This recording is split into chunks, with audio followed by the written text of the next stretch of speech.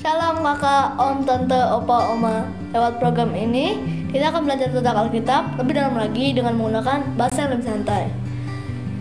Yang mau bertanya, bisa disampaikan lewat kolom komen, dan juga jika ada yang butuh dukungan doa, bisa disampaikan lewat kolom komentar yang ada di YouTube channel ini maupun yang ada di Facebook. Juga mohon dukungannya dengan like, subscribe, dan tekan tanda loncengnya. Dan jika ada yang ingin mendukung lebih lewat dana, bisa disampaikan lewat nomor rekening yang tersedia di kolom deskripsi. Dan lebih dari segalanya, mohon dukungan doanya ya, agar program ini bisa menjadi berkat bagi banyak orang, terlebih menyenangkan hati Tuhan. Oh ya, program ini akan selalu menemani kita setiap Senin sampai Minggu, setiap malam. Selamat mengikuti, Tuhan Yesus memberkati semuanya. Untuk kita sembah Tuhan saat ini, pengorbanan Tuhan bagi kita. Kita responi, datang sama Tuhan dengan hidupmu dan hatimu hari ini. Kasih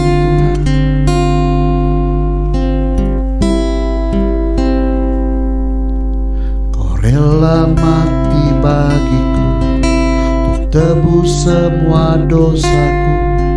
Kau tunjukkan padaku suatu kasih yang terindah, kasih yang sejati.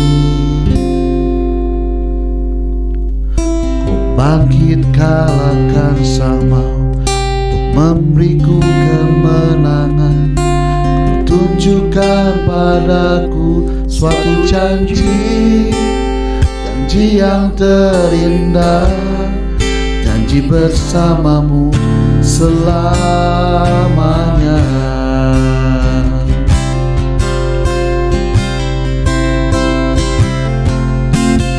Tubuhmu sudah Kau pecahkan, pulihkan aku Tuhan.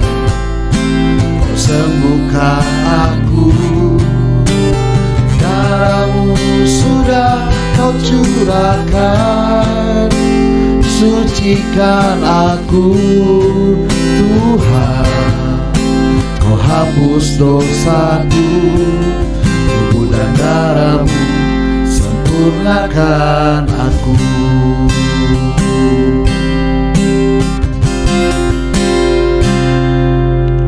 Kau rela mati bagiku, tebus semua dosaku. Kau tunjukkan padaku suatu kasih yang terindah, kasih yang sejati. Bangkit kalahkan sang maut untuk memberiku kemenangan. Kau tunjukkan padaku suatu janji yang terindah, janji bersamamu selamanya.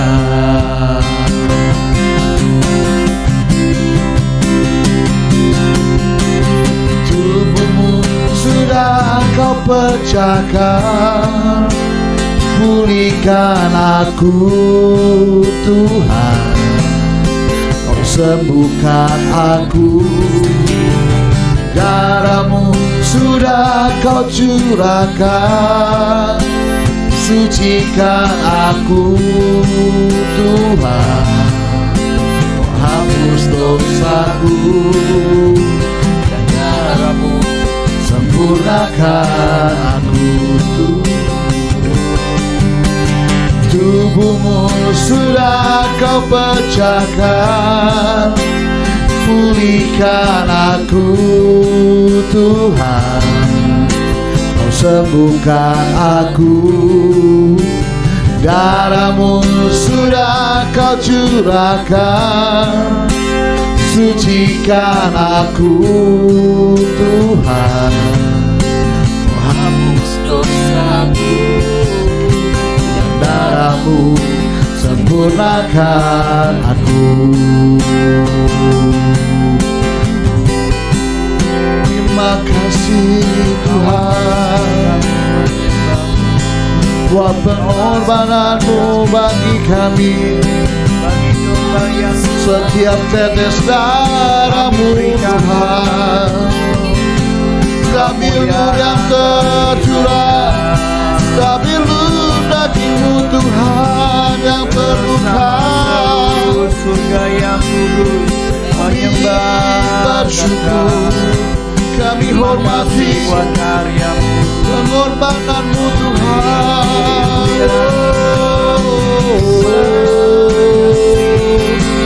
Terima kasih. Haleluya.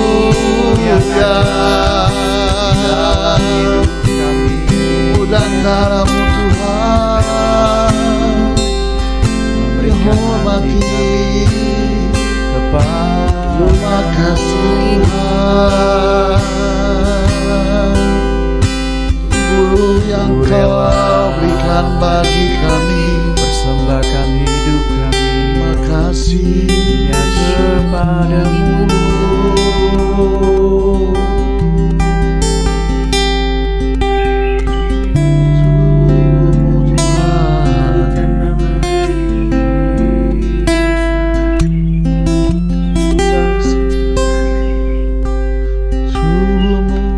Sudah Kau pecahkan, pulihkan aku Tuhan. Kau sembuhkan aku, darah-Mu sudah Kau curahkan. Sucikan aku Tuhan, Kau hapus dosa tubuh-Mu Tuhan.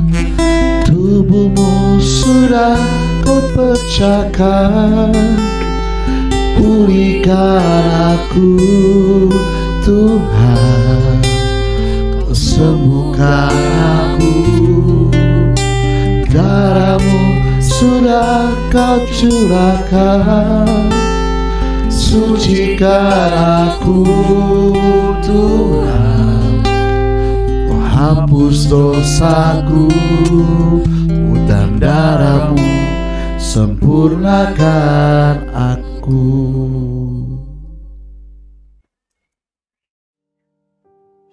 Ya, selamat malam semuanya. Kembali bersama dalam Deep Talk with Pase. Dan di malam hari ini kita akan melanjutkan tadarusan Alkitab kita, Wahyu pasal yang ke-5, saudara ya. Jadi, saya menyambut semua saudara untuk ayo kita setiap hari tadarusan Alkitab, yakni membaca Alkitab sambil kita sharingkan apa yang didapatkan dari Wahyu. Dalam hal ini kita sedang membahas kitab Wahyu. Setiap hari, kalau memang pasalnya tidak terlalu panjang dan tidak terlalu membutuhkan banyak pembahasan, maka mungkin sehari satu pasal. Tapi mungkin nanti ada di pasal-pasal tertentu yang harus kita bagi menjadi beberapa bagian, saudara. Karena cukup dalam ya pemahamannya atau pendalamannya. Jadi nanti kita sesuaikan saja dengan apa yang pas momen-momen tertentu ya. Apakah harus satu pasal dibagi 2 sesi, apa bisa sekaligus atau bisa beberapa sesi ya. Kita lihat saja nanti saudara. Biarlah nanti kita mengalir dengan natural aja. Jadi jangan dikondisikan gitu ya saudara ya. Dan di Senin malam ini, sebelum kita mulai tadarusan Alkitab kita, saya mengajak kita satu hati kita berdoa. Bapak, kami mengucap syukur malam hari ini kami boleh ada dalam Deep Talk with Pase, tadarusan Alkitab Tuhan. Doa agar apa yang kami mau bahas, yakni Wahyu pasal 5 malam hari ini, kami semua diberkati Tuhan dengan luar biasa. Jangan satupun kami yang Kau lalui Tuhan. Beracaralah dalam nama Yesus. Kami percaya dari awal, pertengahan hingga akhirnya kami semua akan alami berkat Tuhan yang luar biasa. Haleluya. Amin. Ya. Jadi kita langsung membuka ayat firman Tuhan dan kita siapkan ya bahwa Alkitab saudara ya, kalau ada kendala dengan mata dan kalau tulisan ayat-ayat yang nanti terlalu kecil di gadget saudara atau di laptop saudara, bisa membawa Alkitab dalam bentuk buku. Kita siapkan hati ya. Kita buka Alkitab kita di Wahyu pasal yang ke-5. Tuhan, ini tugas kami. Beri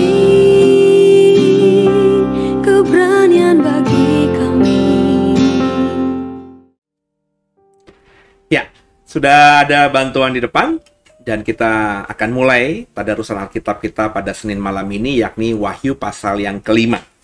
Wahyu pasal yang kelima ini tidak terlalu banyak ayat, saudara ya. Kayaknya bisa kita selesaikan pada malam hari ini, yakni hanya 14 ayat, dan kebetulan juga oleh LAI cuma dibagi menjadi satu perikop. Jadi karena satu perikop berarti kan temanya atau pokok pembahasannya ya cuma satu. Kalau misalnya satu pasal ada 2 perikop atau 3 perikop, berarti oleh LAI dinilai ada 3 konteks cerita, ada 3 pembahasan yang tentu membutuhkan waktu penggalian agak berbeda ya dibandingkan satu kesatuan seperti itu. Jadi kayaknya kita bisa selesaikan pada malam hari ini, dan kita coba pelan-pelan sebenarnya. Perikopnya diberi judul oleh Lembaga Alkitab Indonesia, kitab yang dimateraikan dan anak domba. Ya, jadi bersama saya ya. Ayat yang pertama. Maka aku melihat di tangan kanan dia yang duduk di atas tahta itu sebuah gulungan kitab yang ditulisi sebelah dalam dan sebelah luarnya dan dimaterai dengan 7 materai.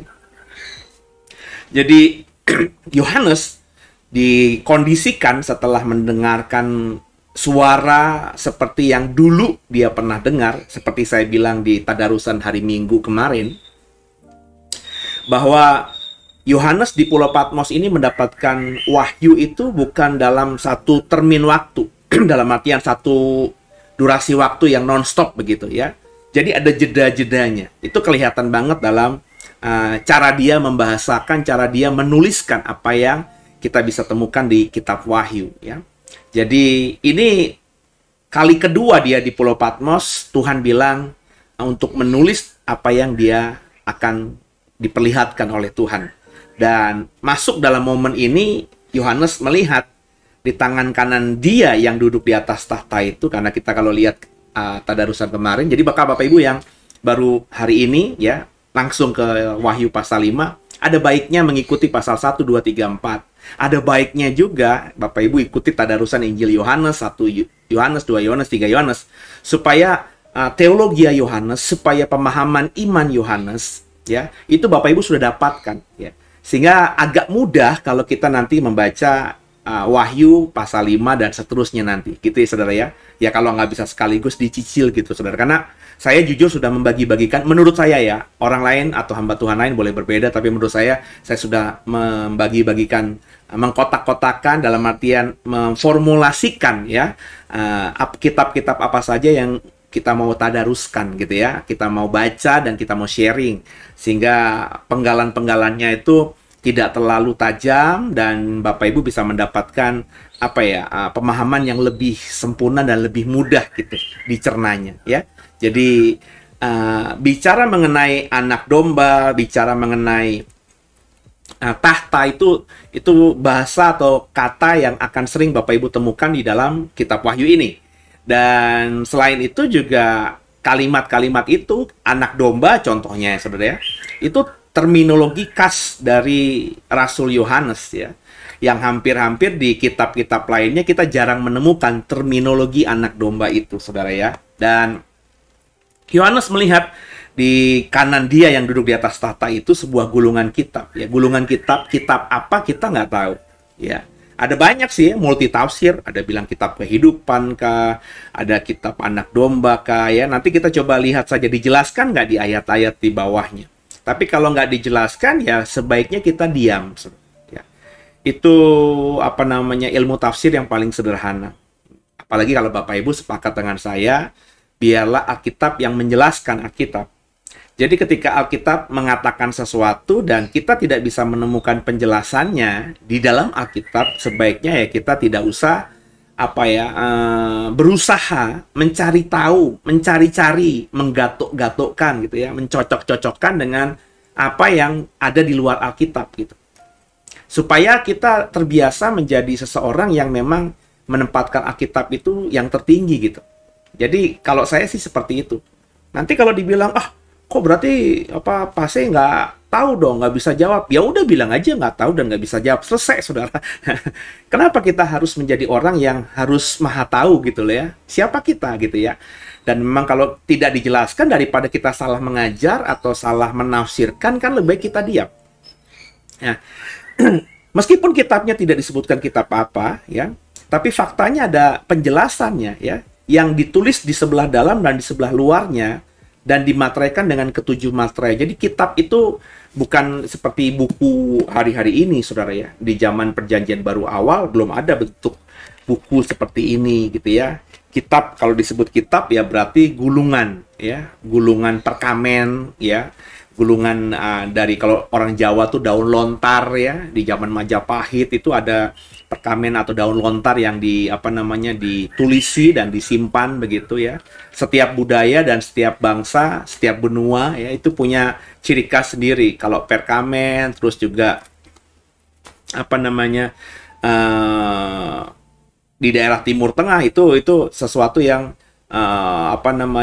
nggak ada daun lontar itu nggak ada gitu ya. Jadi tentu sesuai dengan apa yang ada ya.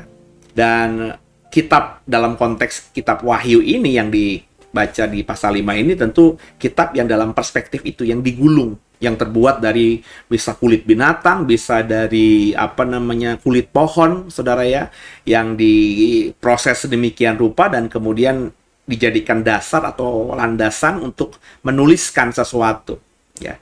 Yang dikatakan di dalam pasal 5 ayat 1 ini, kitab itu, gulungan itu ya, di bagian dalam dan di bagian luarnya tertulis. Ya, kalau Bapak Ibu ingat zaman kita masih, kalau Bapak Ibu sejaman sama saya mungkin ngerti omongan saya, tapi kalau saudara jauh di bawah saya usianya ya mungkin beda ya. Tapi zaman saya dulu ya, itu kalau kita membaca misalnya dalam upacara ya, bendera setiap hari Senin ya, di zaman SD, SMP, SMA gitu ya. Itu Pancasilanya atau janji siswanya itu digulung gitu, saudara ya. Janji siswa, terus digulung lagi, kita balik ke tempat ya. Tapi kalau hari-hari gini mungkin tidak lagi model begitu ya, paling di print out gitu ya, terus dibuka pakai map gitu ya. Mungkin hari-hari ini kan seingat saya SMA kelas 3 kelas 2 udah seperti itu, tapi zaman SMP, SD saya masih ingat banget itu bukan pakai map tapi pakai kayak gulungan, karena dijual di toko buku, di toko pramuka gitu ya, dan itu ya lebih memudahkan ya, karena memang tahun-tahun itu ya model begitu semuanya. Jadi biasanya kalau kita buka gitu ya, prasasti atau yang kita baca itu hanya bagian dalam saja tulisan, bagian luarnya nggak ada. Itu mungkin hiasan atau kain yang bermotif begitu ya, supaya kelihatan bagus. Tapi yang kita baca di pasal 5 ayat 1 ini jelas kitab itu bagian dalam dan bagian luarnya ketika digulung itu ada tulisan ya. Dan dimateraikan dengan ketujuh materai. Dimateraikan itu artinya nggak ada yang bisa buka, nggak ada yang bisa baca. Siapapun dilarang ngebuka dan ngebaca tanpa izin atau memiliki kuasa bisa membuka materai. Ya, materai ini bukan materai kayak materai zaman-zaman sekarang, saudara. Kalau materai zaman sekarang mungkin di benak saudara itu kalau kita ikat perjanjian ya, supaya berkekuatan hukum kita pakai materai. Saya udah lama nggak pakai materai, tapi di zaman saya dulu ada materai 3.000, materai 6.000, sekarang mungkin udah lebih daripada materai 6.000. Saya nggak tahu ya, karena udah lama nggak bikin perjanjian apapun dengan seseorang yang berkekuatan hukum gitu ya. KPR nggak pernah gitu ya, ke bank juga nggak pernah, jadi nggak tahu tuh materai sekarang berapa rupiah gitu ya. Materai itu seperti itu ya hari-hari ini, tapi materai zaman dulu itu biasanya bentuknya distempel, saudara. Jadi seorang yang punya kuasa, yang punya power, biasanya punya logo, punya logo pribadi atau bentuk ciri khas dari dirinya ya. Itu kemudian biasanya diukir ya, entah itu di logam atau di apa gitu ya. Dan itu yang menjadi stempelnya dia. Dan kalau dia nulis surat, saya misalnya hidup di zaman itu dan saya nulis surat buat saudara, Dan supaya kurir saya atau siapapun nanti kalau ada kendala dari kurir saya, misalnya mati atau dibunuh setengah jalan, itu surat saya mestinya nggak boleh dibaca ya. Itu karena disegel dengan materai ya. Jadi hanya saya dan tentu yang tujuan surat itu yang boleh ngebaca. Oleh saya biasanya itu setelah digulung gitu ya, antara kertas yang paling ujung itu kemudian dikasih lilin, saudara. Ya, lilin diteteskan gitu, seperti kalau kita masang lilin kan ada yang cairnya kalau api menyala. Nah itu kurang lebih begitulah ya. Saya nggak tahu proses detailnya zaman itu, tapi bentuknya lilin ya. Tapi setelah menggumpal begitu, stempel saya yang terbuat dari tembaga, dari besi tadi ya, itu distempelkan begitu, ditekan di lilin yang masih agak cair itu ya, sehingga ketika ditarik ada bekas logo saya atau lambang saya, sehingga itu sah. Berarti itu orang, kalau saya orang yang terkenal, pemuka zaman itu, maka siapapun yang lihat stempel saya itu atau materai saya itu akan ngerti ini materainya Pase gitu, karena logo saya atau nama saya yang dalam bentuk seperti itu tuh udah pasti sering dilihat orang. Kalau saya misalnya orang kaya raya zaman itu, saya punya budak, maka budak saya juga akan di stempel gitu ya, pakai bara begitu dengan logo tadi. Saya punya ternak juga seperti itu ya, di stempel gitu, sehingga kalau ada ternak saya atau budak saya melarikan diri ya gampang sekali ya. Tinggal yang menemukan atau mengenali di jalan pasti tahu itu tanda saya atau logo saya, maka bisa dilaporkan dan bisa ditangkap karena itu punya saya gitu ya. Dan dikatakan gulungan kitab itu dimaterai dengan 7 materai. Berarti bukan cuma 1, 7 materai. Sekali lagi ya, kitab Wahyu itu banyak simbol-simbol, saudara ya. Ya, kita bisa maknai dengan simbol ya, kayak angka 7 gitu ya. Angka 24 ya, 24 tua-tua gitu ya. Ada 4 makhluk ya. Kemudian juga ada 6, itu seringkali disebutkan, ada 4 makhluk itu punya 6 sayap, kemarin sudah kita baca. Jadi banyak angka-angka yang muncul di kitab Wahyu, dan angka-angka itu berulang ya, diulangi di ayat yang lain, di pasal yang lain. Tapi ya sekali lagi kalau menurut saya sih jangan terlalu kita fokus sama hal-hal seperti ini. 7 materai itu berarti 7 itu apa gitu ya. Kembali supaya Bapak Ibu mengerti gaya saya dalam menafsirkan Alkitab, saya tadi ya, biarlah saya kalau saya mau membaca Alkitab, ayat-ayat Alkitab lah yang menjelaskan. Sehingga kalau ayat-ayat Alkitab tidak menjelaskan apa yang menjadi pertanyaan saya, contohnya 7 materai, kan ini tergoda kita untuk bertanya, kenapa 7 materai? Kenapa 7? Ya, kenapa nggak 3? Kenapa nggak 2? Kenapa nggak 1? Apa kurang? Ya, kenapa masih 7? Kalau begitu, kalau dianggap kurang, kenapa nggak sekalian aja 9 atau 12 gitu, lambang 12 rasul dan suku Israel? Kenapa harus 7? Nah, ini kan kita bisa berpolemik ya, kita bisa beda penafsiran, dan akhirnya kita bisa berdebat kusir bahkan untuk hal-hal yang bagi saya not important karena bukan esensinya di situ. Mungkin 7 itu ada makna, ada arti. Tapi kalau bagi saya ketika sudah membaca secara keseluruhan, tidak terlalu berkekuatan penting banget untuk ditafsirkan. Ya. Jadi meskipun saya punya pemahaman ya 7 itu apa ya. Tapi ya tadi ketika ada orang yang punya penafsiran 7-nya berbeda ya is okay aja, karena nggak terlalu penting, nggak terlalu signifikan, bukan kerigma. Kerigma itu bahasa Yunani yang kalau diterjemahkan dalam bahasa Indonesia itu bukannya inti ya dari apa yang Yohanes mau katakan yang ditulis atau terjemahkan di Alkitab LAI di pasal 5 ini ya. Tapi pasti memahami 7 apa ya, kalau saya ya tadi memahami ya ngikutin budaya yang ada aja ya. Di dalam budaya Ibrani atau bahwa angka 7 itu ya angka yang agak spesial, angka sempurna ya, ada banyak penafsiran begitu. Karena Tuhan menciptakan dunia ini 7 hari, hari ke-7 Tuhan beristirahat, hari Sabat, kuduskanlah hari Sabat.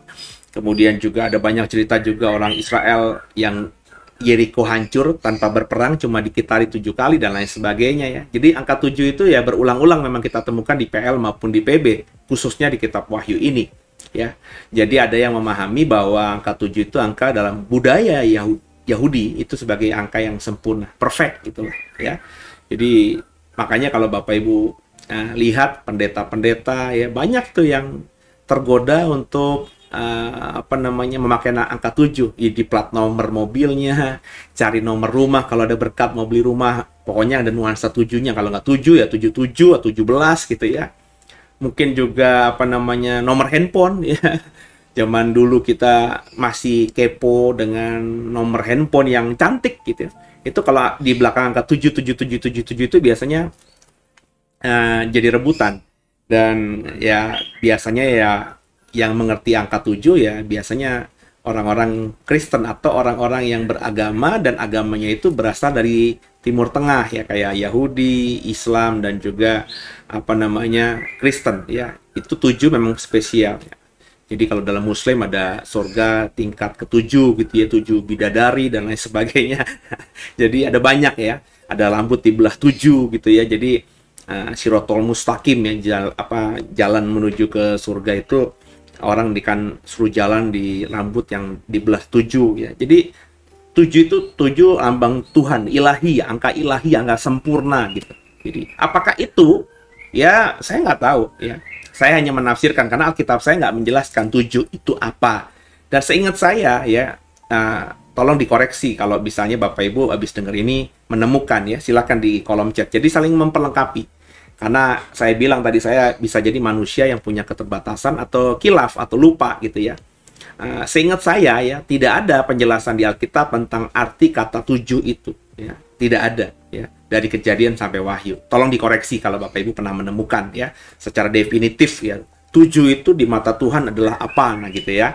Kalau bisa ditemukan seperti itu tolong dikoreksi dan di live chat langsung supaya saya bisa dikoreksi juga. Jadi ke depan nanti kalau saya membaca ayatnya jelas ada penjelasan angka 7 itu apa di mata Tuhan ya, ke depan saya bisa tidak mengulangi lagi ya pemahaman yang seperti sekarang ini. Saya bisa dapat informasi bahwa ternyata di Alkitab ada penjelasan tentang angka 7 gitu ya. 7 materai ya. Jadi untuk sementara itu, kalau Bapak Ibu punya pemahaman yang berbeda ya silahkan ya, boleh di sharing juga di kolom live chat supaya kita bisa saling menambah wawasan lah, paling tidak ya. Lanjut ayat 2. Dan aku melihat seorang malaikat yang gagah yang berseru dengan suara nyaring. Malaikat yang gagah. Siapa malaikat yang gagah ini juga nggak dijelaskan ya. Ada banyak yang mengatakan Mikael, ada yang bilang Gabriel ya. Tapi ada juga yang mengatakan malaikat-malaikat lainnya yang namanya nggak pernah kita ketemu di Alkitab kita ya. Jadi kan Rafael misalnya. Ada yang mengatakan malaikat Rafael, tapi Rafael sendiri nggak pernah muncul dari Kejadian sampai Wahyu di Alkitab kanon yang kita imani ya saudara ya. Kalau misalnya Bapak Ibu yang dengarkan ini memiliki Alkitab Deuterokanonika, Alkitab yang biasanya dipegang oleh orang Katolik ya. Andai kata Bapak Ibu Katolik itu ada ya, ada namanya Rafael dan lain sebagainya gitu ya. Tapi kan saya sebagai seorang Protestan hanya memakai Alkitab ini tanpa Deuterokanonika ya. Jadi hanya Kejadian sampai Maleaki, Perjanjian Lama, terus juga Matius sampai Wahyu di Perjanjian Baru. Nggak ada itu Tobit, Makabe ya. Itu nggak ada di Alkitab saya ini. Tapi apakah saya nggak punya? Punya, saya punya di lemari saya. Untuk apa? Ya untuk dibaca aja ya, untuk pemahaman saya ya. Karena kitab-kitab yang tidak saya imani sebagai firman Tuhan itu menambah wawasan. Contohnya kalau kita membaca surat Makabe gitu ya, kita jadi mengerti bahwa di antara PL dan PB itu, antara yang Maleaki dengan Matius itu ada waktu 400 tahun di mana Tuhan seolah berdiam tapi sejarah Israel terus berjalan ya. 400 tahun kan bukan waktu yang sebentar. Dan ada perang Yahudi di situ dengan Yunani dan juga dengan Roma, yang salah satu peristiwa heroiknya adalah Wangsa Makabe yang muncul jadi pemimpin ya. Di zaman PL kita taunya raja, nabi, hakim. Di Perjanjian Baru kita taunya Raja Herodes ya. Terus agama dikuasai oleh imam besar dan imam-imam di Bait Allah. Tapi di antara jeda itu ada Wangsa Makabe ya, yang memerintah sebagai penguasa dan juga sebagai imam ya di Palestina, yang kita nggak temu di Alkitab ini, tapi di Makabe ya, di kitab Deuterokanonika dan juga mungkin buku sejarah di luar Alkitab lainnya kita bisa ketemu peristiwa itu. Dan itu peristiwa real, ya sejarah, cuma oleh campur tangan Tuhan, ya ketika di kanon, ya oleh orang-orang yang mengkanon itu tidak dimasukkan dalam Alkitab ini, ya.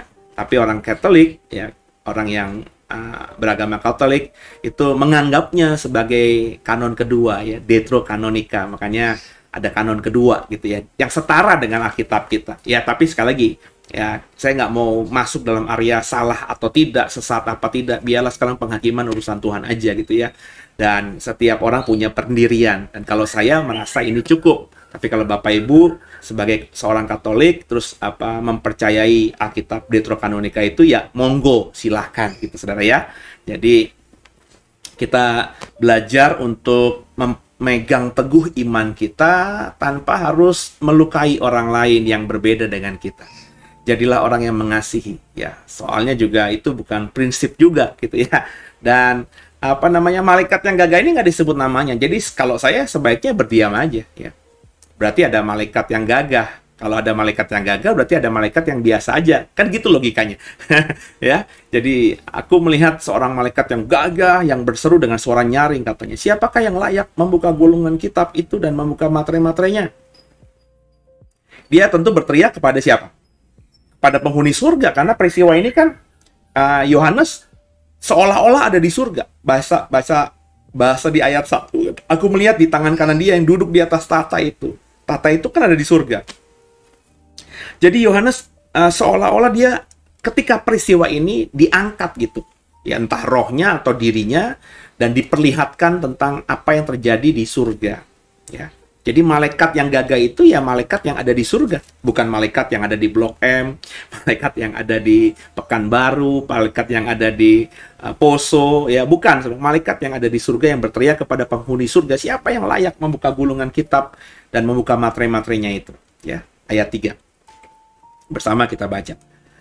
Tapi tidak ada seorang pun yang di surga, atau yang di bumi, atau yang di bawah bumi, yang dapat membuka gulungan kitab itu, atau yang dapat melihat sebelah dalamnya.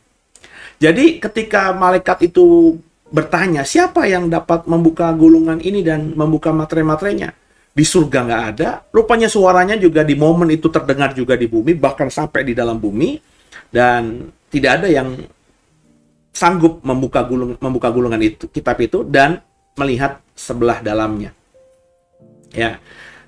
Sebelah luarnya berarti ada kelihatan meskipun nggak utuh gitu ya. Buktinya Alkitab katakan begini kan, bagian dalamnya nggak kelihatan karena digulung, tapi bagian luarnya karena Alkitab ini ditulis di bagian dalam dan di bagian luar. Di bagian luarnya mungkin kalau ya kita angle-nya pas ya dapat kalimat beberapa yang kita tahu, oh ini ngomong ini, tapi kan baris-baris yang lainnya kita nggak bisa menemukan. Ya, jadi nggak ada yang merespon, nggak ada yang sanggup membuka gulungan kitab itu dan melihat bagian dalamnya. Ayat 4. Maka menangislah aku. Siapa yang menangis? Yohanes. Ketika menyaksikan malaikat yang gagah bertanya dan semua penghuni surga, bumi, dan di bawah bumi diam, maka Yohanes sedih gitu ya. Dia menangis dengan amat sedihnya. Karena tidak ada seorang pun yang dianggap layak untuk membuka gulungan kitab itu ataupun melihat sebelah dalamnya. Jadi Yohanes yang lugu ya karena dia makhluk bumi ya dan naik ke surga ya, diperlihatkan surga tentang akhir zaman, ada malaikat gagah bertanya sedemikian dan tidak ada yang bisa merespon, tidak ada yang berani, maka Yohanes hancur hatinya ya. Masa dari sebanyak ini penghuni surga dan manusia di bumi dan juga yang sebelumnya yang sudah mati, nggak ada yang bisa membaca. Dia sedih ya. Lalu ayat 5. Lalu berkatalah seorang dari tua-tua itu kepadaku. Tua-tua ada berapa? 24. Satu orang tua-tua. Ya mungkin posisinya di surga saat itu dengan posisi Yohanes sujud atau duduk atau berdiri. Kita nggak tahu, nggak dijelaskan. Dekat dengan Yohanes. Yang paling dekat dengan Yohanes. Ya, karena melihat Yohanes menangis dengan amat sedihnya, salah satu penatua dengan yang dekat dengan Yohanes itu berkata, jangan kau menangis. Sesungguhnya singa dari suku Yehuda, yaitu Tunas Daud, telah menang sehingga ia dapat membuka gulungan kitab itu dan membuka ketujuh materainya. Jangan takut. Ya. Sebab meskipun nggak ada yang merespon, tapi singa dari suku Yehuda, Tunas Daud, telah menang dan ia dapat membuka gulungan kitab itu. Ya. Singa dari Yehuda, Tunas Daud. Tunas Daud itu artinya apa? Yang lahir dari garis Daud. Singa dari suku Yehuda itu apa? Ya berarti pemimpin. Singa itu kan binatang yang Ya, kalau orang dunia aja berkata raja hutan, ya, raja binatang, ya, singa itu kan raja, ya. Jadi kalau singa dari Yehuda ya artinya mungkin pemimpin atau orang yang tertinggi, yang ternama, pernah tua, orang paling hebat dari suku Yehuda, ya, yang mewarisi garis Yehuda dan juga berasal dari terahnya Daud, ya, dari tunas Daud. Telah menang. Nah, siapa itu? Kita langsung bisa menjawabnya, tentu Yesus. Karena Yesus adalah dari suku Yehuda dan juga dari garis terahnya Daud, gitu ya. Nggak semua orang Yehuda punya darah Daud loh, saudara, ya.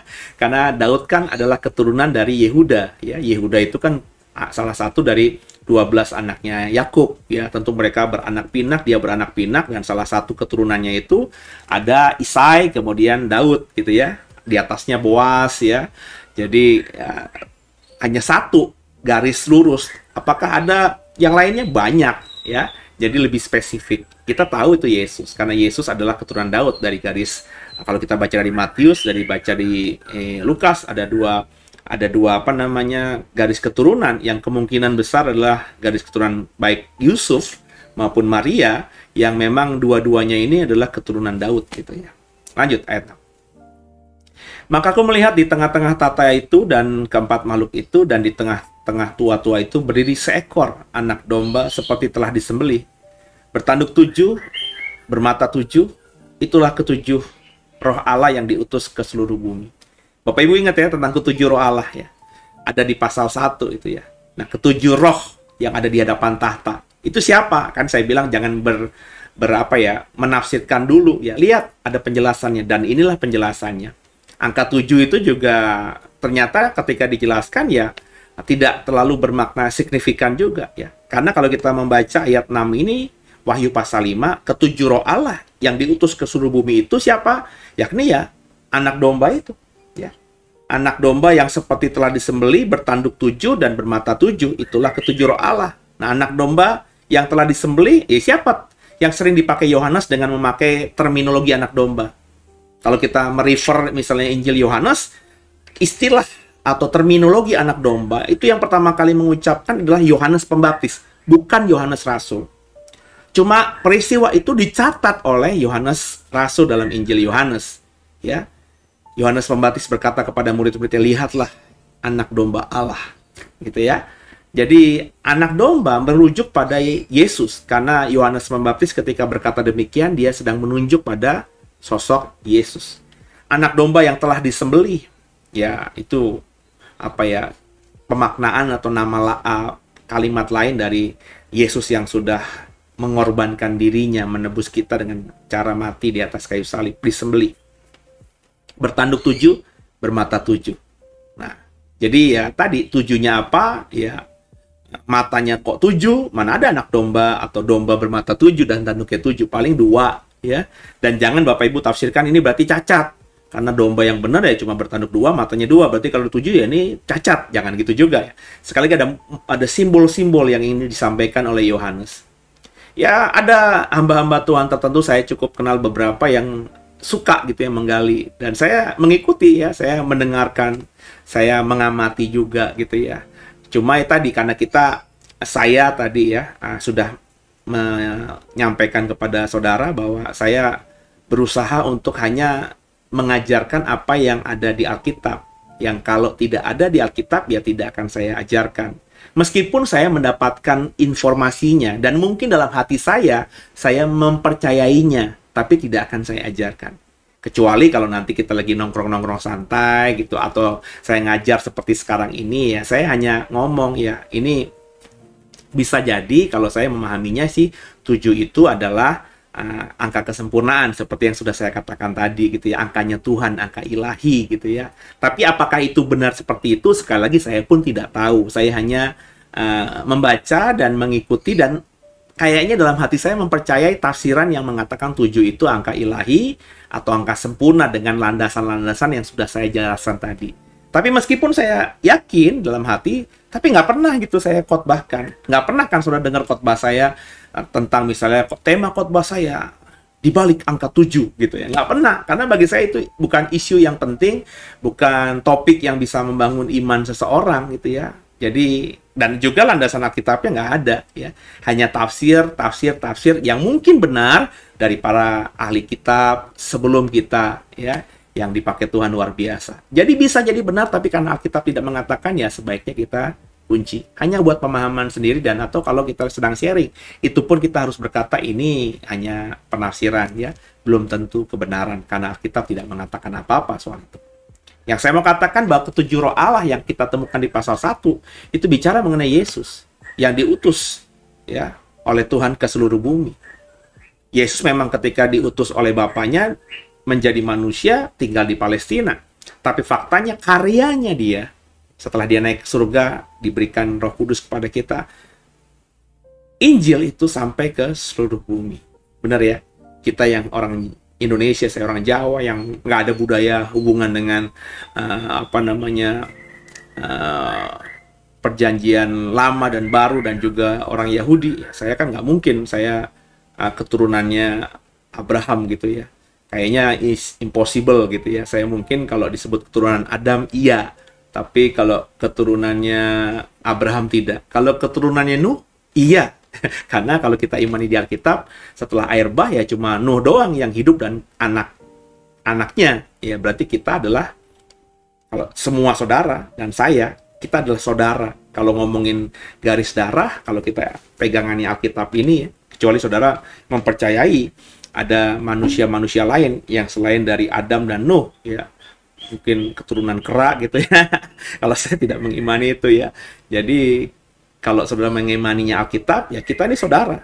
Paling nggak satu darah ya. Dulunya satu nenek moyang namanya Nuh, ya, dan satu nenek moyang juga yang namanya Adam. Ya. Apakah kita dari garis Sem, Ham, dan Yafet? Kita nggak tahu. Ya. Apakah kita dari garis darah yang di bawahnya yang seperti apa? Kita nggak tahu. Yang pastinya saya lahir sebagai orang Jawa gitu ya. Yang mungkin juga nenek moyang saya ya orang yang tinggal di Pulau Jawa, ya bisa jadi keturunan Patih Gajah Mada, saya nggak tahu. Tapi yang pastinya ya tadi ya, saya yang jauh di wilayah Nusantara ini bisa beriman dan menerima Injil bukankah karena karya Roh Kudus ya. Yang pertama kali adalah Yesus yang menyampaikan kabar baik, yang kemudian ketika dia naik ke surga didelegasikan kepada 12 muridnya, dan kemudian sampailah kepada kita di hari-hari ini. Ya, ayat 7. Lalu datanglah anak domba itu dan menerima gulungan kitab itu dari tangan dia yang duduk di atas tahta itu. Ya, jadi jelas di sini informasinya bahwa yang duduk di atas tahta, ya, dengan anak domba itu figur yang berbeda. Ya. Ya, jadi dijelaskan, dijabarkan oleh Yohanes dalam kitab Wahyu ini. Ya ini bisa panjang nih soal Trinitas segala macam ya, Tritunggal segala macam ya. Tapi saya cukup ya memahami dan tidak akan kaget kalau saya nanti ada di sana di surga gitu, amin gitu ya. Saya bisa ketemu dengan sosok anak domba, dalam hal ini Yesus, Anak, kemudian Roh Kudus, dan juga Allah Bapa ya, atau yang duduk di atas tahta itu ya. Jadi apakah mereka wujudnya tiga ya? Kalau kita melihat beberapa literatur Alkitab ya bisa jadi benar gitu ya. Tapi mereka itu bukan tiga dengan kepribadian yang berbeda. Seperti layaknya dewa-dewa yang disembah misalnya saudara-saudara kita yang beragama lain. Ya kan? Kalau saya kebetulan suka film silat ya dari Chinese gitu ya. Kan ada dewa-dewanya, ada Dewi Kuan Im gitu ya, dewa apalah ya, Sun Gokong gitu kan, dewanya banyak banget itu ya. Ya, kalau di kita belajar budaya Yunani misalnya ya, ada Zeus, Artemis, Hades dan lain sebagainya, dewanya banyak ya. Dan mereka, karakter mereka itu dan pribadi mereka sendiri-sendiri. Ya, Zeus meskipun dia pemimpin, dia punya karakter sendiri yang kadang-kadang berbeda dengan bahkan dewa yang merupakan saudara kandungnya dan adiknya, itu berbeda-beda ya. Karakternya berbeda-beda. Tapi kalau kita sebagai orang Kristen ya, kita bertemu di Alkitab kita belajar di Alkitab kita dalam tadarusan Injil Yohanes itu berkali-kali saya tekankan, Yesus mengatakan aku dan Bapa adalah satu. Jadi meskipun dia doanya Bapa, ya, Elai, Elai, Bapa, Bapa, kenapa kau tinggalkan aku? Dia ngomong seolah-olah kepada figur Bapa. Tapi kita jangan punya pemahaman dia dengan Bapa, Yesus dengan Bapa itu pribadi yang berbeda. Karena di banyak tempat Yesus berkata, kau melihat aku, kau melihat Bapa. Sebab aku tidak mungkin melakukan pekerjaan-pekerjaan yang tidak kulihat Bapa lakukan. Tidak mungkin aku melakukan apapun yang tidak diperintahkan Bapa. Jadi, bisa jadi figurnya berbeda. Ya, ini perdebatan panjang nanti ya. Tapi saya terbuka untuk hal ini gitu ya. Tapi beda, nggak bisa dipahami gitu ya. Karena Yesus nggak mungkin melakukan sesuatu yang berbeda dengan Bapa. Keinginan Yesus ya keinginan Bapa, yang mau dilakukan Yesus ya yang dilakukan Bapa, hatinya Yesus ya hatinya Bapa. Tapi dalam Alkitab kita itu seolah-olah dua pribadi, ada Bapa, ada Yesus gitu ya. Ada percakapan kan di Getsemani, Bapa, kalau boleh cawan ini lalu daripadaku. Kan itu nggak mungkin satu gitu loh. Lah kalau gitu Yesus ngomong sama siapa? Bapa itu siapa gitu ya. Jadi mungkin bisa dua pribadi ya. Bapa ada gitu figur Bapa ya. Tapi beda, jangan dipahami dengan logika akal kita di mana kalau dua pribadi berarti punya dua kepribadian, dua pikiran, dua akal ya. Yesus berkata, aku dan Bapa satu. Nggak mungkin aku mengerjakan sesuatu yang tidak Bapa kerjakan. Aku melakukan apa yang kulihat yang Bapa lakukan. Aku ke sini karena diutus Bapa. Aku melakukan kehendaknya. Makananku adalah melakukan kehendak Dia yang mengutus aku dan menyelesaikan semuanya itu. Yesus sama Bapa tuh nggak mungkin terpisahkan satu. Ya. Nah ini topik ini mungkin kita akan pelajari atau kita akan bahas di lain hal gitu ya. Dan mungkin nanti saya akan bikin seminar ya yang akan saya undang banyak hamba-hamba Tuhan. Jadi doakan saudara ya. Doakan sungguh karena saya memang sudah sampai pada kemantapan bahwa pelayanan The Way ke depannya lebih fokus kepada digital ministry ya. Jadi kita gereja hybrid ya. Gereja hybrid itu gereja realnya ada ya di Serpong. Bapak Ibu kalau ke Serpong nanti lagi main ke Jakarta mau beribadah Minggu Raya di JKI The Way tempat saya mengembalakan, silakan datang ke Serpong di apartemen Teripak ada ya. Tapi wujud pelayanan kami eksistensinya lebih kepada digital ya. Jadi karena saya mau fokus di pelayanan digital seperti ini ya maka harus bikin program dan harus kreatif ya.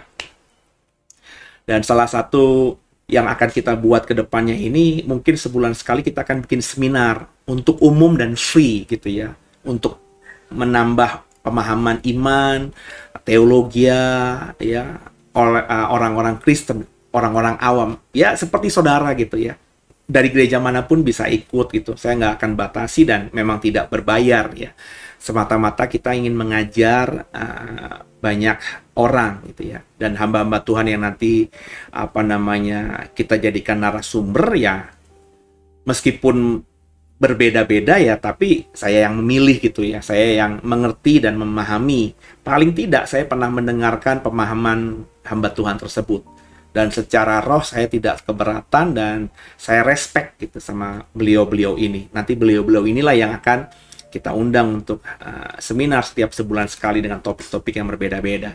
Nanti kalau kita mulai, saya doa sih September udah mulai, tapi andai kata ada miss waktu, Oktober harus sudah mulai. Ya, paling nggak sebulan sekali dulu, saudara ya. Nanti lewat aplikasi apa, Bapak Ibu kita akan informasikan segera ya.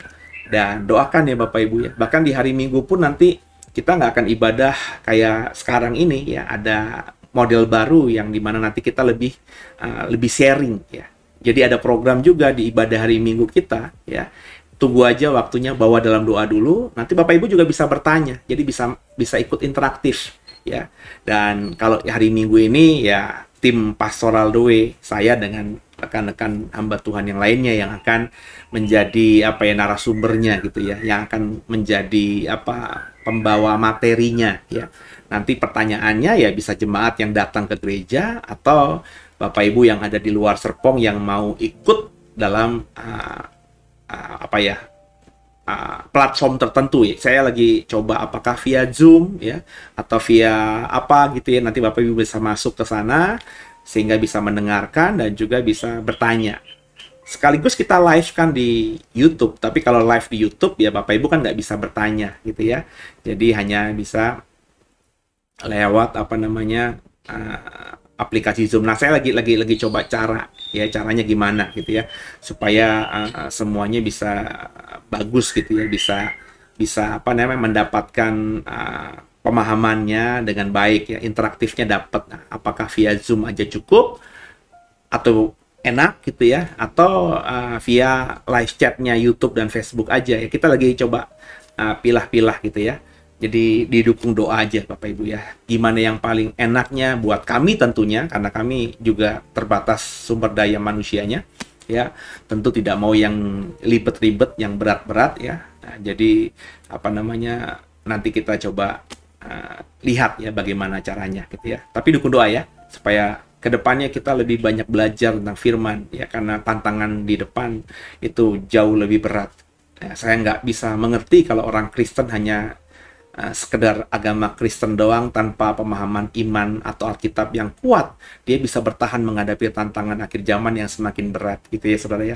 Tolong didukung doa supaya ikhtiar kami ya, saya dan komunitas Doe untuk berbagi apa yang kami miliki, berkat ya firman Tuhan tentunya, itu bisa sampai dan jadi berkat buat saudara, dan di atas segala-galanya bisa menyenangkan Tuhan. Itu aja goalnya gitu ya.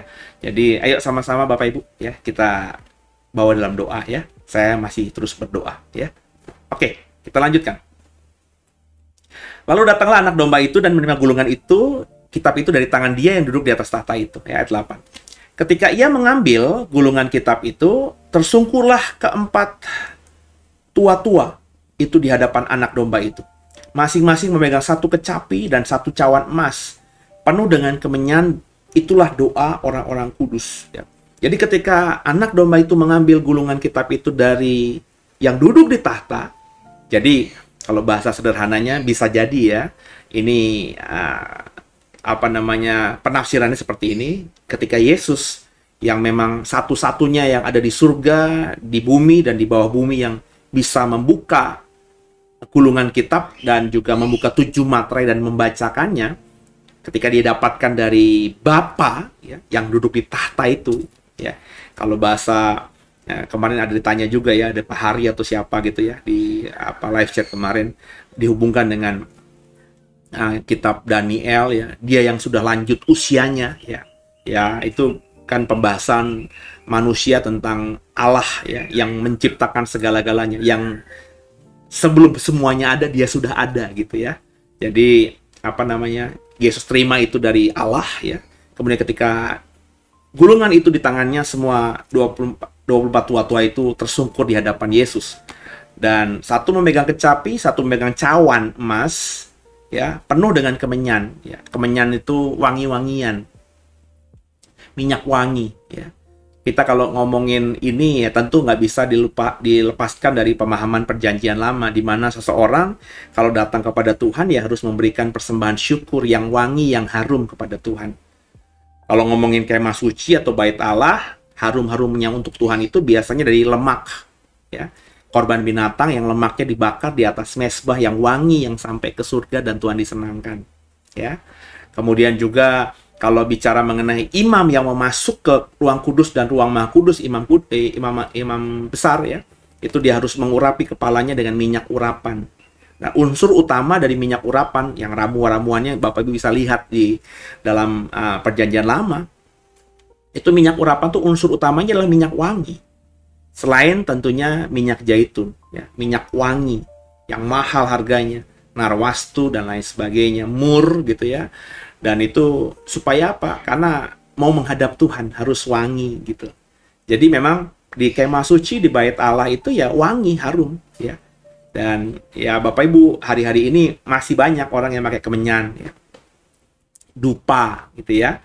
Ya, cuman beda tentu kalau dupa yang hari ini Bapak Ibu bisa dapatkan kocium misalnya di rumah-rumah duka ketika saudara kita yang beragama beda ya, itu meninggal, ada dupa, ada acara ibadahnya dengan dupa gitu ya, asap yang menyala gitu ya, dari dupa yang wanginya wangi ya, cuman beberapa kita mungkin nggak begitu suka karena memang tidak terbiasa ya. Tentu beda, meskipun wangi tapi wanginya kemenyan dalam konteks Yahudi itu berbeda ya. Ini kemenyan ini hari-hari ini yang kau cium itu kan kemenyan dari ya itu kan kalau agamanya kan dari China gitu ya, tentu yang tumbuh-tumbuhan dan apa yang ditemukan di Cina ya. Sedangkan kemenyannya konteks Alkitab ya kemenyan yang konteksnya di Timur Tengah ya, yang nggak ada di sini. Kayak narwastu kan kita nggak punya ya, orang Indonesia mana punya narwastu sih gitu ya.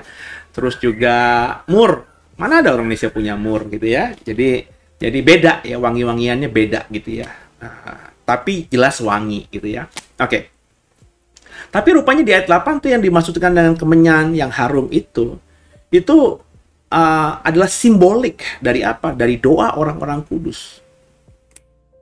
Jadi kalau kita membaca kitab Wahyu ya, kadang-kadang ada sesuatu yang menonjol tapi sebenarnya itu simbol saja, pemaknaan aja. Ada makna terdalamnya.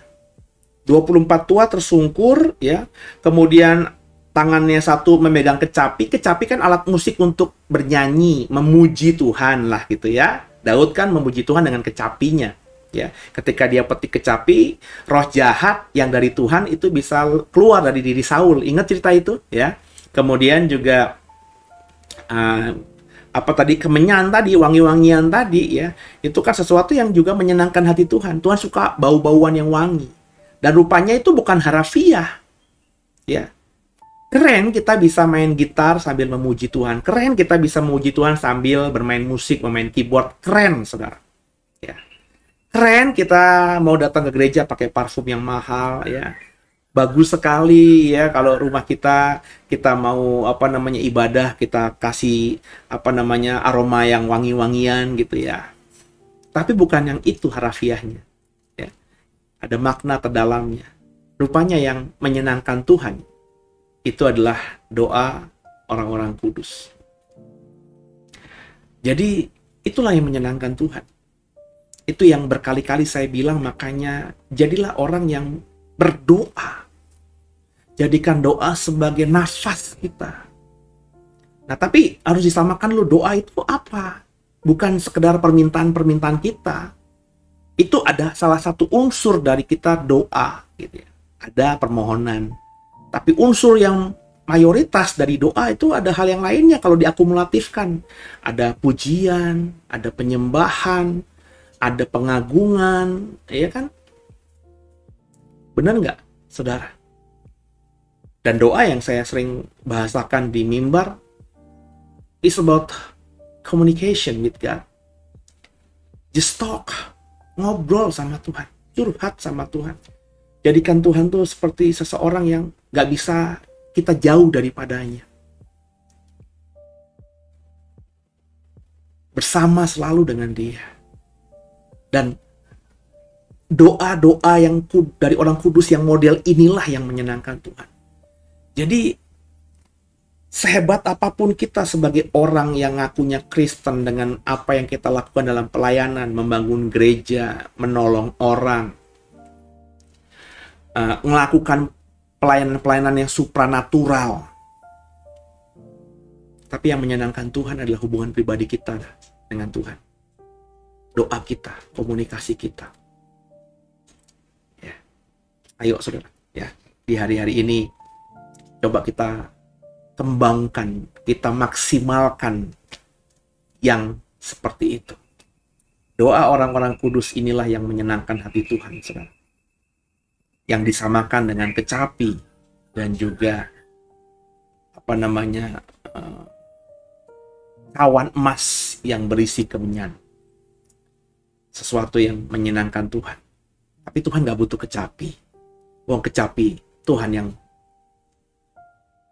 yang kasih ilham sehingga ada manusia yang akhirnya bisa membuat kecapi. Tuhan gak butuh kemenyan yang wangi-wangian itu atau cawan emas, hal-hal lahiriah buatan manusia. Kenapa? Tuhan yang taruh hikmat kepada manusia sehingga bisa meramu kemenyan, sehingga bisa membuat cawan emas. Tuhan yang punya semua itu. Tapi yang Tuhan nggak punya itu apa? Tadi, sesuatu yang dari kita. Yang dari kita itu apa? Pujian syukur. Doa kita, komunikasi kita, diri kita, hati kita, pikiran kita, segenap hidup kita. Ini yang Tuhan mau. Karena inilah maka Dia suruh anak tunggalnya menjadi manusia, membatasi dirinya dengan tubuh darah dan daging, bahkan harus mati di atas kayu salib. Karena apa? Karena ini, saudara. Maka jadilah orang Kristen yang memberikan inimu, hatimu, hidupmu, dirimu, pikiranmu untuk Tuhan. Nanti kalau udah begini ekspresinya macam-macam. Ya, kau yang dikasih karunia bermusik, kau bisa menyembah Tuhan dengan musik. Kau yang dikasih karunia berkhotbah, kau bisa melayani Tuhan dengan berkhotbah. Kau yang diberkati Tuhan, dikasih karunia bisa berbuat apapun sehingga apa yang kau kerjakan berhasil, maka kau bisa melayani Tuhan dengan uangmu, dengan hartamu. Tapi jangan dibalik, seolah-olah kalau sudah main musik di gereja, sudah khotbah, sudah ngasih persembahan besar, kita sudah menyenangkan Tuhan. Bukan, saudara. Hidup ini, tubuh ini dulu. Orang kalau sudah berikan hidup dan tubuhnya untuk Tuhan, maka yang lainnya pasti diberikan juga untuk Tuhan. Gitu ya, saudara ya. Ayo sama-sama kita dapat rema malam hari ini. Ya, bagaimana kita harus menyenangkan Tuhan. Doa orang-orang kudus. Kalau kau mau dianggap orang kudus, maka mulai malam hari ini, jadikanlah komunikasi dengan Tuhan yang terutama. Lanjut, ayat yang ke-9 ya. Dan mereka menyanyikan suatu nyanyian baru katanya. Engkau layak menerima gulungan kitab itu dan membuka materai-materainya. Karena engkau telah disembelih dan dengan darahmu engkau telah membeli mereka bagi Allah dari tiap-tiap suku dan bahasa dan kaum dan bangsa. Dan engkau telah membuat mereka menjadi satu kerajaan dan menjadi imam-imam bagi Allah kita. Dan mereka akan memerintah sebagai raja di bumi. Nah, perhatikan baik-baik. Ini nyanyian, saudara. Ketika Yesus nerima gulungan kitab dari Allah, 24 tua tersungkur, ya. Kemudian nyanyi mereka. Mereka bernyanyi, penghuni surga bernyanyi dengan nyanyian tadi. Dikatakan di ayat 10 itu menarik, saudara. Tuhan Yesus telah membuat kita menjadi satu kerajaan. Kita yang tadinya beda bahasa, beda kaum, beda bangsa, beda suku, beda segala-galanya, sekarang menjadi satu kerajaan, kerajaan Allah, saudara. Kita adalah warga kerajaan Allah. Kita brothers, kita sisters, saudara. Kita saudara. Lepas apapun perbedaan kita, ya. Dan bukan itu saja. Kita menjadi imam-imam bagi Allah kita. Jadi kita nggak butuh yang lainnya, nggak butuh orang lain untuk bisa berhubungan dengan Allah. Direct, imam tuh direct kepada Allah. Kita nggak butuh fasilitas-fasilitas apalagi, nggak butuh. Ya. Makanya di dalam iman Kristen, kita nggak diajarkan kasih korban apa untuk bisa bertemu dengan Tuhan. Persembahan itu bukan alat untuk bisa ketemu sama Tuhan. Ya, dulu di zaman Perjanjian Lama, iya, orang kalau mau menghadap Tuhan harus bawa persembahan syukur. Binatang kambing domba, emas perak. Tapi dalam iman Perjanjian Baru, enggak, saudara. Kita nggak butuh alat-alat itu semua. Kita imam. Ya. Orang Perjanjian Lama bawa persembahan itu kasih ke imam yang jadi pengantara mereka. Supaya apa yang mereka mintakan kepada Tuhan bisa didengar Tuhan lewat imam. Tapi kita hari ini adalah imam-imamnya Allah. Kita nggak butuh semua itu. Tapi bukan berarti kita tidak bisa atau tidak boleh atau tidak penting memberikan persembahan kepada Tuhan. Tapi maknanya beda. Kalau orang Perjanjian Lama ngasih persembahan karena memang itu syaratnya untuk bisa bertemu Tuhan. Tapi sekarang kita imam, kita memberikan persembahan karena rasa syukur kita. Karena kita memang sudah menjadi milik Dia. Berarti apa yang punya kita minyak Tuhan. Jadi kalau kita memberikan persembahan syukur itu bukan dengan tedeng atau motivasi, maksud, tujuan tertentu. Nggak ada, saudara. Ya. Tapi dengan ikhlas, dengan syukur, tanpa mikirin macam-macam. Ini yang gue bisa beri buat Tuhan. Dan ini memang untuk Tuhan. Dan ini memang punya Tuhan. Itu, saudara ya. Bukan itu saja. bukan jadi imam saja, ya, tapi kita akan memerintah sebagai raja di bumi. Memerintah sebagai raja di bumi. Artinya apa? Kita bukan orang-orang biasa di bumi ini, kita raja di bumi ini. Imani, ya, imani saudara.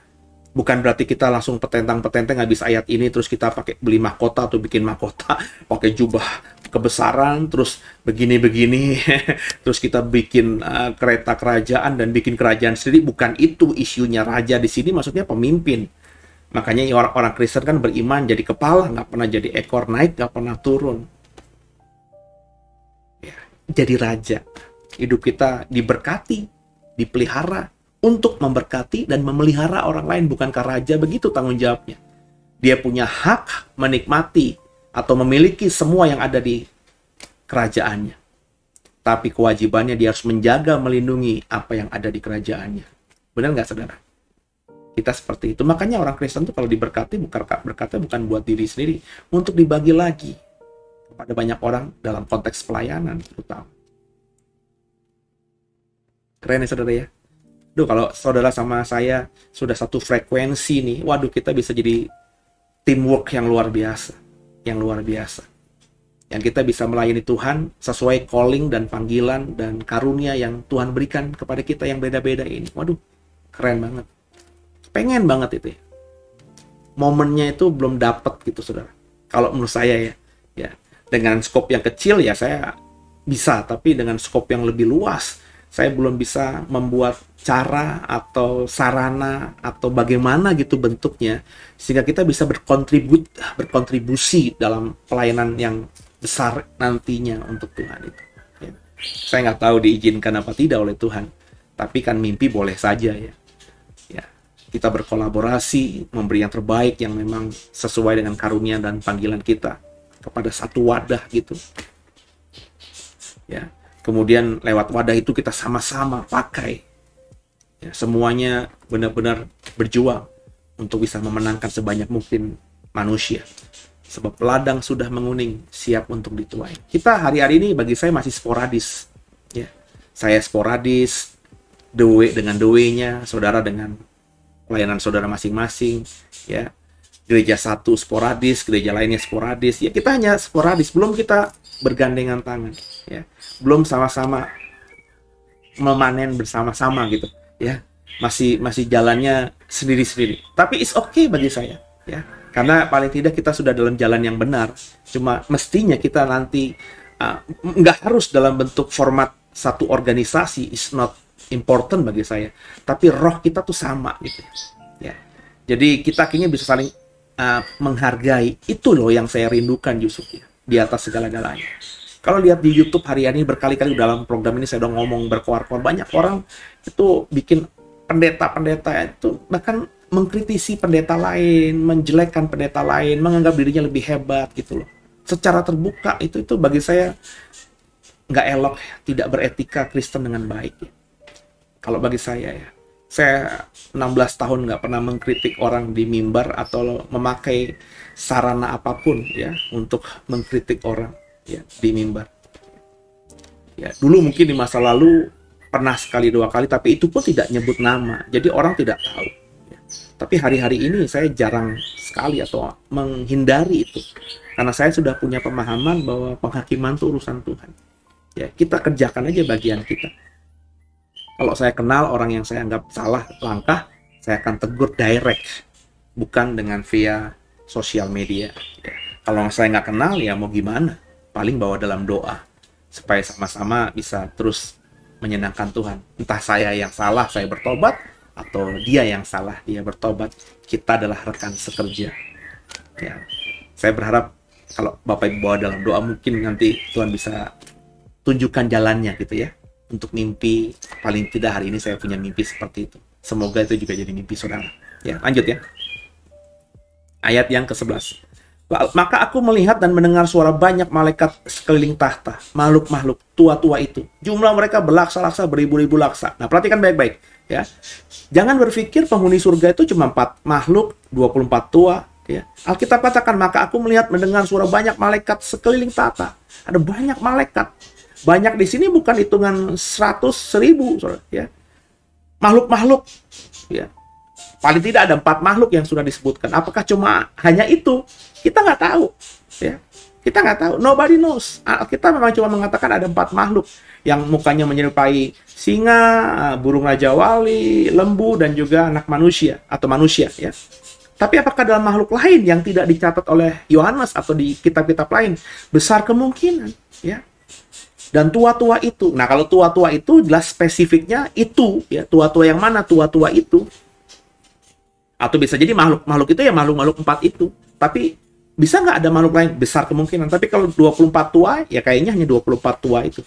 Ya, tua-tua di surga. Ya. Jumlah mereka, akumulasi jumlah malaikat, makhluk-makhluk dan tua-tua itu berlaksa-laksa, bahkan beribu-ribu laksa. Laksa itu 1000. Jadi kalau berlaksa-laksa tuh 1000-1000. Ya, 1000-1000 berarti 1.000.000. Kalau beribu-ribu laksa, jadi beribu-ribu, 1000-nya laksa, ya, itu berarti udah jutaan, udah miliaran. Seperti kita nggak tahu, ya kita nggak tahu jumlah malaikat banyaknya berapa, kita nggak tahu. Yang pasti saya pernah, ini tafsiran aja ya, saya mempercayai setiap kita, Bapak Ibu dan saya itu punya malaikat. Ya, sekali lagi ini hanya tafsiran dan bahkan tidak saya ajarkan sebagai sebuah doktrin, hanya pemahaman dan saya mau sharing aja sama saudara. Saya mengimani setiap kita punya malaikat. Ada beberapa kitab di luar kanon yang saya bilang tadi ya, di mana diceritakan bahwa ada malaikat yang menjaga kita. Ya, saya berandai-andai ya. Dalam pemahaman saya, kayaknya nggak ada yang salah juga kalau memahami begitu. Ya. Penghiburan buat saya bahwa kemanapun saya lewat jalan yang gelap, ada malaikat jaga saya. Tapi satu sisi warning juga, jangan buat macam-macam, kenapa malaikat yang jaga saya akan lihat perbuatan saya. Gitu kan saudara ya. Nah, jumlah manusia di bumi ini berapa? Yang sudah lahir di bumi. Jadi udah mati, hidup, sepanjang usia bumi ini berapa? Kalau setiap malaikat menjaga satu manusia dan jumlah manusia udah bermiliar-miliar, dan malaikat itu tidak kawin mengawinkan, berarti kan jumlah malaikat ketika diciptakan Tuhan memang sudah sangat banyak. Sehingga andai kata ada hari ini misalnya yang hidup ada berapa miliar manusia, ya, 5 miliar atau 6 miliar atau 7 miliar manusia di muka bumi ini, ya, andai kata benar gitu ya, hitungannya seperti itu, ya, berarti ya mungkin malaikat lebih daripada itu, berganda-ganda lebih daripada itu. Gitu ya saudara ya. Jadi besar sekali. Jadi jangan punya pemikiran tuh di surga itu sepi. Kayak kalau di gunung malam-malam nggak ada orang, cuma bunyi jangkrik, krik krik krik. Nggak, surga rame, saudara. Ada banyak makhluk di situ. Dan kita salah satu nanti bagian dari makhluk yang ada di surga. Jangan juga punya pikiran di surga cuma manusia doang. Ada banyak malaikatnya jumlahnya beribu-ribu laksa tadi dikatakan. Ya. Jadi ada kehidupan yang seru, yang saya nggak bisa menafsirkan karena saya belum ke sana dan saya belum diperlihatkan. Tapi saya bisa ngebayangin seru kehidupan di surga nanti dan saya exciting untuk sampai di sana. Ya, sebaliknya di neraka juga seru, saudara. Cuma satunya serunya di surga itu bernuansa damai sejahtera, yang di neraka serunya bernuansa deg-degan atau kehancuran atau penderitaan. Ya, jadi ada kontradiksi antara surga dan neraka, di mana Bapak Ibu hari ini harus memilih. Ya, lanjut. Ayat 12. Katanya dengan suara nyaring, anak domba yang disembelih itu layak untuk menerima kuasa dan kekayaan, hikmat dan kekuatan dan hormat dan kemuliaan dan puji-pujian. Ya. Sekali lagi pujian kepada Tuhan, pada Yesus. Dan aku mendengar semua makhluk di surga dan yang di bumi dan yang di bawah bumi dan yang di laut dan semua yang ada di dalamnya berkata, bagi Dia yang duduk di atas tahta dan bagi anak domba adalah puji-pujian, hormat, kemuliaan, dan kuasa sampai selama-lamanya. Yohanes kembali mencatat pujian penyembahan. Bukan saja makhluk surga yang memuji, tapi di bumi dan di bawah bumi, di laut, dan semua yang ada di dalamnya memuji Tuhan. Artinya, semua yang ada di alam semesta ini punya Tuhan. Tunduk pada Tuhan. Ya. Lanjut, ayat 14 ya. Dan keempat makhluk itu berkata, amin. Dan tua-tua itu kembali jatuh tersungkur dan menyembah. Haleluya. Kehidupan spiritual seperti ini, berkali saya bilang, harus mulai diciptakan oleh kita paling tidak hari-hari ini. Jadilah orang Kristen yang menyembah Tuhan. Jadilah pribadi yang terbiasa berkata haleluya, makasih Tuhan, puji Tuhan. Saya bahkan hari-hari ini sudah beberapa lama sih ya, saya mengajar anak saya untuk berdoa itu bukan sekedar berdoa seperti layaknya yang diajarkan orang tua saya atau guru sekolah minggu saya atau pendeta saya sebelumnya kepada saya. Ya. Saya lebih mengajar anak saya hari-hari ini untuk memuji Tuhan. Kalau dia tidur, doa sana. Tapi saya lanjutkan kalimat. Paling enggak, terima kasih sama Tuhan. Puji Tuhan. Ya, hari ini kita bisa lewati. Kamu bisa makan apa, bisa minum apa, bilang sama Tuhan makasih. Bangun tidur, ya kadang-kadang anak-anak kan bangunnya agak mepet dengan waktu sekolah. Saya langsung bilang, berdoa dulu. Paling enggak, bersyukur sama Tuhan. Makasih Tuhan bisa bangun pagi-pagi, bisa nafas lagi, bisa sehat lagi. Memuji Tuhan aja. Ya. Karena bagi saya esensi doa, yaitu saya sudah secara pribadi nggak pernah minta-minta sama Tuhan. Secara spesifik untuk daging, apalagi untuk pribadi, apalagi nggak pernah. Udah belasan tahun. Dan saya mengajar anak saya juga begitu, nggak usah. Anak saya yang satu pengen sesuatu gitu ya. Nggak usah doa, nggak usah minta sama Tuhan. Kerjain aja bagian.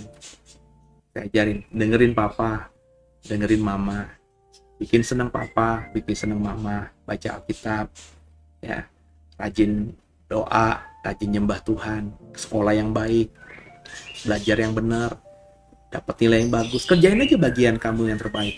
Nanti yang kamu minta pasti ada jalannya, nanti Tuhan kasih. Ya. Jadi saya udah mengajarkan itu kepada anak saya, kepada orang-orang terdekat saya. Soal mereka melakukan apa tidak, mas saya nggak tahu. Ya. Jadi saya percaya carilah dulu kerajaan Allah dan kebenarannya, maka semuanya akan ditambahkan dalam hidup kita. Itu ya saudara ya.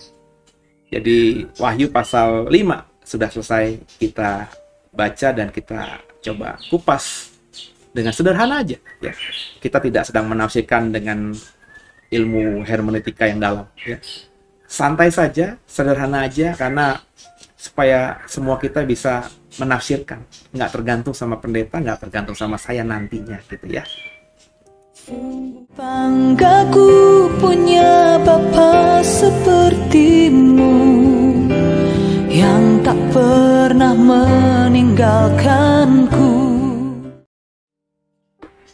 Ya, selesai kita malam hari ini. Semoga jadi berkat buat semuanya. Makasih yang sudah mendukung, menopang, paling nggak nemenin saya selama 1 jam lebih.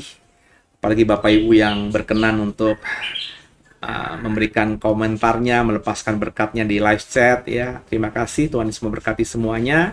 Dan Selasa malam besok kita lanjutkan ya saudara ya. Tadarusan pasal yang ke-6 di kitab Wahyu. Dan kita coba pelan-pelan untuk mendalami kitab Wahyu dan menyelesaikannya dalam beberapa waktu ke depan, supaya kita semakin menjadi orang Kristen yang siap menghadapi akhir zaman. Sehat terus, tetap ikuti protokol kesehatan, jaga diri, terus dukung hamba Tuhan, gembalamu, pendetamu, gerejamu. Ya. Saya percaya semua kita punya gereja masing-masing, jangan tinggalkan mereka, terus bernaung dan support pelayanan di gerejamu, maka apa yang kau kerjakan nggak akan sia-sia. Apa yang kau tabur itu yang kau tuai. Gitu ya saudara ya. Tundukkan kepala kita doa. Makasih Tuhan buat malam hari ini. Kami sudah belajar banyak dari Wahyu pasal yang ke-5. Terima kasih Tuhan Yesus. Kami percaya hidup kami dalam tangan Tuhan. Dan kami mau serahkan semuanya Tuhan dalam tangan Yesus Kristus adalah Tuhan Juru Selamat kami yang hidup. Dan ampuni dosa kami ya Bapa, terutama dosa yang kami tidak sengaja. Dan malam hari ini kami serahkan tubuh jiwa roh kami hanya untuk Tuhan. Kaulah Tuhan, Kaulah Yesus satu-satunya pemilik hidup dan tubuh kami. Haleluya. Amin. Selamat malam semuanya, selamat istirahat malam ini. Saya doa mimpi indah, dan besok boleh bangun dengan bugar pagi-pagi untuk bisa mengerjakan apapun yang menjadi kewajibanmu di Selasa pagi sampai siang sampai sore dengan luar biasa. Diberkati Tuhan hari Selasa lebih daripada hari ini. God bless you.